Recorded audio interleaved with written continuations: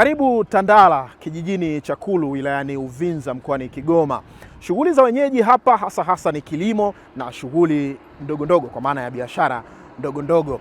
Lakini kwa siku za hivi karibuni kijijini hapa mambo yamekuwa tofauti kwa maana ya maendeleo ya mtu mmoja mara baada ya ujio wa mradi wa ujenzi wa reli ya kisasa SGR, mradi ambao ulitoa baadhi ya maeneo ya wazawa.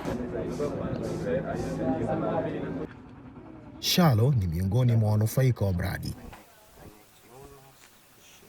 Baada ya malipo ya fidia alinunua cherehani 2 na sasa yuko katika mafunzo ya ushonaji. Niliangalia biashara, nitafanya biashara gani, na kipindi hicho sikuelewa kwamba nitanunua kipi. Nilipopewa ile hela ninunue nini, maana nilikuwa nimenunua uwanja. Sasa kwa kuangalia na kutafakari nikasema nichukue cherehani angalau nipate kuingia kwenye biashara ya ufundishaji na kushona cherehani. Nikachukua cherehani 2, nina nusu mwezi najifunza kupima angalau naona ni kazi ngumu ambayo inanipa ukakazi, lakini nitajua tu angalau kipindi hiki naelewa. George ni mkufunzi wa Shalo. Ameifanya kazi ya ushonaji kwa miaka 15 sasa. Bwana jamaa yangu ana hamu sana ya kujua kujifundisha, kwa sababu kila siku ya Mungu yuko hapa. Na nawahi asubuhi sana tunafungua. Kama ni vipimo tunafanya, tukimaliza anakaa pale cherehani naanza kujifundisha mdogo. Kwa kweli jamaa anajitahidi. Mpaka sasa kuna zaidi ya wanufaika wa mradi 1000 katika kipande hiki cha SGR cha kutoka Tabora hadi Kigoma, sawa na zaidi ya watu 30 waliopisha mradi na kupokea malipo ya fidia kijijini cha Kulu. Kwanza ni shukuru wenye mradi, wakati wanauleta waliendelea kuwa na sisi, tukafanya mkutano nao, wakahimizwa kwamba mtaletewa malipo, lakini mhakikishe ile malipo yana faida, sio kwamba uletewa malipo ongeze wake. Tumetembelea, kuna watu wamenunua nyumba. Kwa hiyo kuna nafuu fulani ambayo kweli wamefaidika. Sisi kama viongozi kwa ujumla wetu tunawasisitiza wananchi wetu kwamba zile mali wanapolipo wajue kwamba ni mali za mahitaji ambayo wanahitaji kuyatumia kwa uangalifu, kwa sababu ni vitu sasa vimepita. Shirika la Reli Tanzania TRC kupitia mradi huu lilionelea kwamba ulipaji wa fidia tu peke yake hautoshi, na ndio maana hivi sasa linaendelea zoezi la ufuatiliaji wa kila aliyepitiwa na mradi na kulipwa fidia kwa ajili ya kutazama maendeleo na hali za kila mmoja.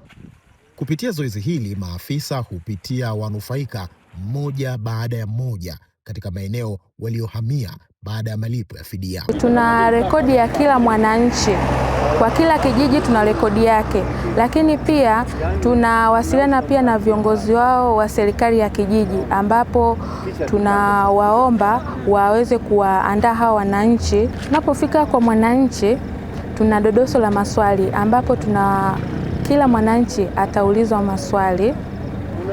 Kwenye hayo maswali tunataka kufahamu changamoto zipi ambazo au malalamiko yapi ambayo anayo yanayohusiana na mradi, lakini pia kujua ni aina ipi ya mafunzo watahitaji, kwa sababu kuna wengine wanatamani kupata mafunzo ya kilimo, kuna wengine wanatamani kupata mafunzo ya ufugaji, kuna wengine wanatamani kupata mafunzo ya ujasiriamali, kuna wengine wanataka kupata mafunzo ya ufundi.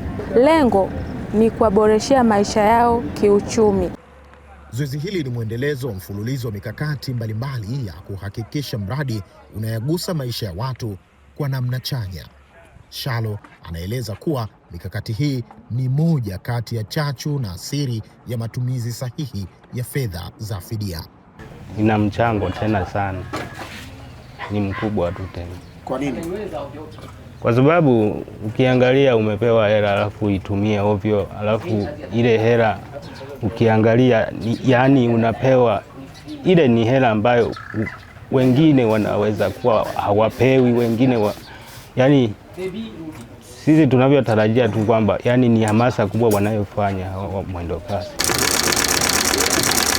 Awamu hii ya kwanza ya zoezi hili la ufuatiliaji wa wanufaika wa mradi linafanyika hapa wilayani Uvinza kwa takriban wiki mbili hivi, na zoezi hili si mwisho wake huu, ni endelevu.